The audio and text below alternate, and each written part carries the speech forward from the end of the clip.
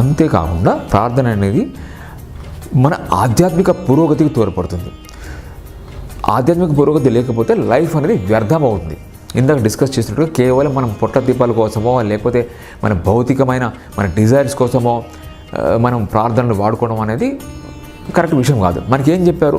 ధర్మ, అర్థ, కామ, మోక్షం అని పురుషార్థాలు 4 చెప్పారు. యాక్చువల్గా ధర్మం ఆధారంగా ఈ ప్రార్థన మన ధర్మం కిందనే వస్తుంది. యాక్చువల్గా చెప్పాలంటే మన ధర్మం ఆధారంగా డబ్బు సంపాదించమని చెప్పారు, మన కోరికలు తీర్చుకొని చెప్పారు. కానీ అల్టిమేట్గా అంటే ఒక ఆధ్యాత్మిక లక్ష్యం ఒకటి ఉంది, కానీ మోక్షం అని చెప్పారు, ముక్తి అని చెప్పారు.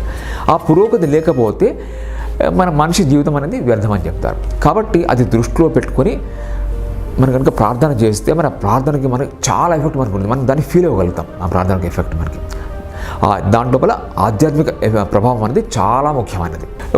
కొంతమంది అంటారు, దేవుడు మనకు అడిగినవన్నీ ఇచ్చేసేయచ్చు కదా, అసలు సమస్యలు ఏమీ లేకుండా చేయొచ్చు కదా అని అంటారు. అయితే మనకి ఋషులు ఏమైనా ఎక్స్ప్లెయిన్ చేస్తారంటే భగవంతుడి కోరిక ఏంటంటే మనుషులందరినీ కూడా తన వాళ్ళంతా చేయాలని కోరికడానికి. యాక్చువల్గా ప్రతి మనిషి భగవంతుడు అంతా ఎదగాలని చెప్పి ఆయన కోరిక. మరి భగవంతుడు అంతా ఎదగాలంటే ఏం చేయాలి? మనుషులు గట్టిపడాలి, శారీరకంగా, మానసికంగా, బౌద్ధికంగా, ఆధ్యాత్మికంగా అన్ని రకాల మనిషి గట్టిపడాలి. ఎప్పుడు గట్టిపడతారు? మనం ఏ విధంగా అయితే వ్యాయామం చేస్తే మన శరీరం గట్టిగా అవుతుందో, స్ట్రాంగ్ అవుతుందో, అంటే మనం కష్టపడితే మన శరీరం స్ట్రాంగ్ అవుతుంది.